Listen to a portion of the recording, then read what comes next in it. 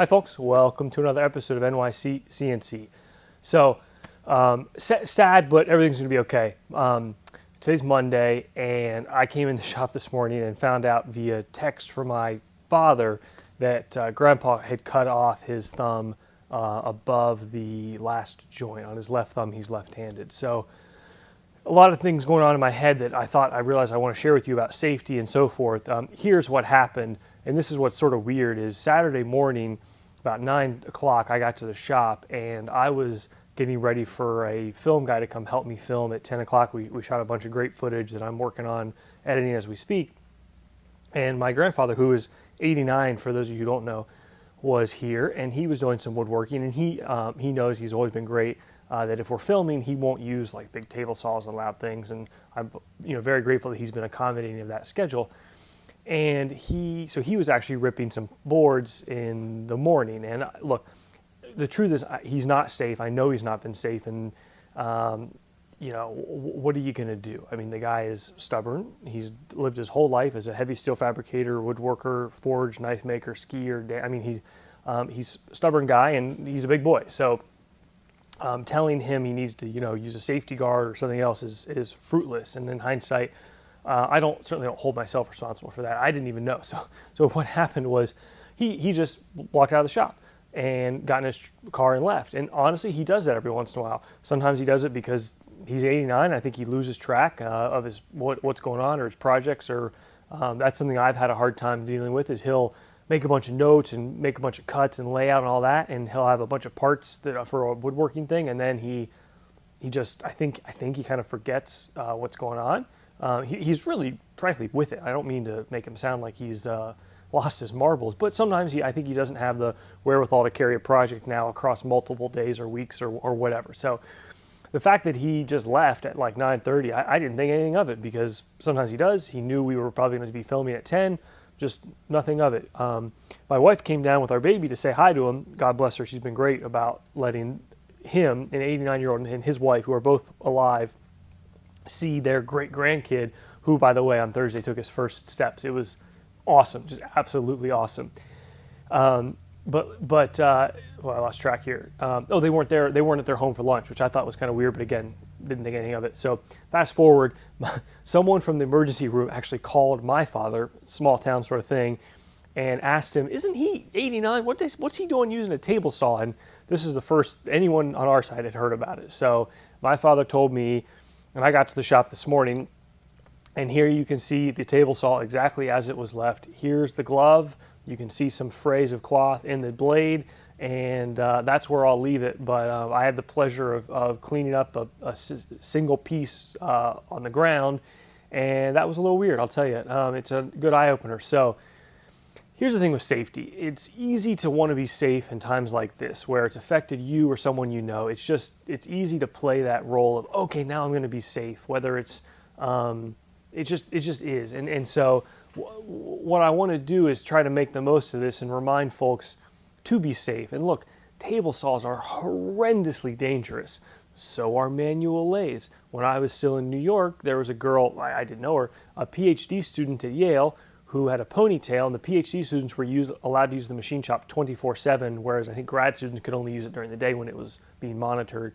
Not sure whether that would have changed the outcome or not, but long story short, her ponytail, manual lathe, deceased, dead. And look, let's be honest, the thing about safety too is we love to tell ourselves it's okay this time. I'll give you a good example. It's been a cold friggin' winter here, and I have worn this wool and fleece lined shirt mostly winter. I wear undershirts underneath it. And I've used the lathe with that shirt on, and there's no excuse. There's no reason to be using a lathe like that, especially a lathe. The Bridgeport I think is different, and maybe you guys are going to jump all over me, but that's the thing with safety. I think when you have such a wrong attitude towards safety, that everything is dangerous, then you lose appreciation for how you risk adjust. Things like table saws, that DeWalt multi-saw, anything with an exposed 12-inch blade that's going 2, 3, 4, 5,000 RPMs, crazy unsafe, not to mention the ability to throw things out and so forth. Woodworking, frankly, in general, is crazy dangerous.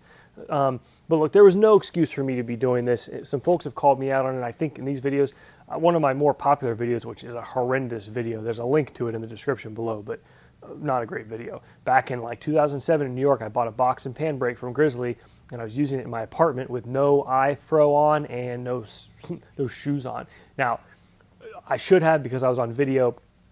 Honestly, I'm going to go ahead and say I'm okay with that. I say in the comments below, lesson learned. I shouldn't, lead by example, but working with 16 gauge aluminum on a carpeted floor in an apartment with a small brake, different risk, folks, than a lathe or table saw, etc. So someone had just mentioned, hey, you need to be talking about safety on your videos. Can you do a video on it? And look, I'm not a trained safety person. I would say a lot of it's common sense, but I think to reiterate some things that I think are important, wear eye protection. Like, there's no funny things about this. There's no like guy, buddy, oh, it's okay, you're a tough guy on iPro. Wear eye protection. Are you kidding me?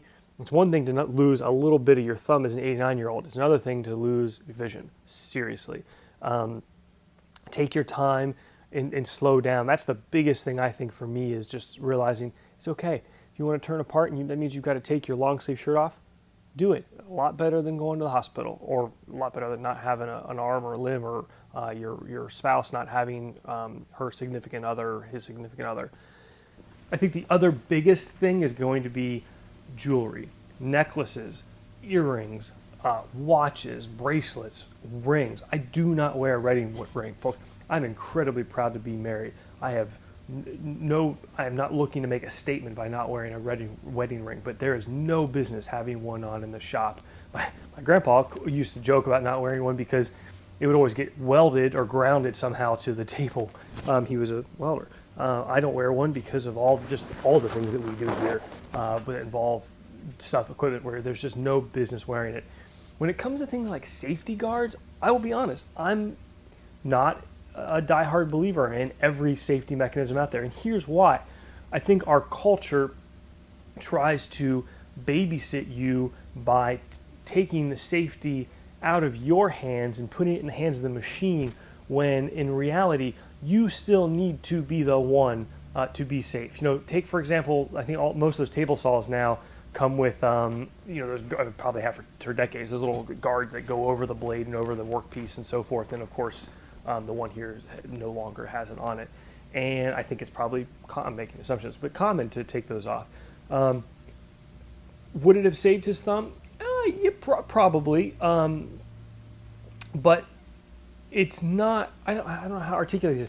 You still need to be the one to be safe. The way to run a table saw, which frankly I'm not an expert on, but is to use the right cut recipe, the right blade height, to use the pusher things to push the wood through, to stand clear of it in case the wood throws back, and to not be leaning into it such that if something slips, your hand dives into the blade. And don't take that as the end all, because again, I'm not a woodworker table saw kind of guy. If you guys have good comments, please do post them below. So when you have things like, for example, on a lathe, a chuck guard, yeah, it's probably a smart thing. The schools have to keep them on. I think a lot of shops take them off. I have no idea about how OSHA handles that stuff. But it doesn't absolve you. Meaning you can't wear a necktie and jewelry and a long sleeve shirt and assume that you've got a safety guard over the chuck, that means you're okay. Frankly, I think those guards are better for containing coolant if you're using coolant there. So I guess I just want to throw this video out there just to remind everybody, and hopefully some good comes of it, to be safe, to take your time. Luckily it may sound crazy, I'm okay with what happened. My grandfather's 89 years old. He was in Okinawa.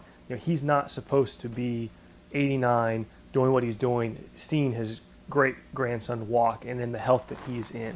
He told the doctor at the ER he didn't want the splint that they were going to put on it because he wants to go skiing this week.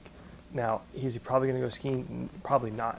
But God bless him. I mean, it's incredible. And, I'm kind of like, so he lost a thumb. Yeah, did he learn a lesson? I don't know, folks. Look, let's call it what it is. He probably it probably happened because he's 89 and he's doesn't have the same vision, hearing, sense of balance, sense of perception, awareness that he did 5 years ago or 20 years ago. But look, it is what it is. It wasn't a particularly fun thing to do. I'm glad it wasn't a lot of worse than it was. I'm glad that he's okay. I'm disappointed that he didn't grab me and say, "Hey, I need to go to the hospital." He went home, grabbed my grandmother, who he wants to stick with these days, and they drove to the emergency room themselves. None of us have any clue about it, so I wish he hadn't done that. But anyways, folks, with that, it is a beautiful spring day here. I feel like I could be wearing shorts. It's 50 degrees. It really is just. I've always been a winter guy, but man, this year I'm ready for some better weather. So feels great to have it be spring in every essence of the words. I hope it stays that way. I'm really looking forward to the open house. I'll be honest, for those of you that are watching this that are coming to the open house, I haven't seen my grandfather yet. I don't know if he's going to be mad, defiant, embarrassed. So maybe if you guys don't mind, don't bring it up, because I don't want him to feel. Trust me, he's not really. He's not excited to be the front and center of this open house, but I would love for him to come. I'd love for everybody to meet him, but maybe we'll keep that on the down low. So with that, folks, please be safe. Take care. See you soon.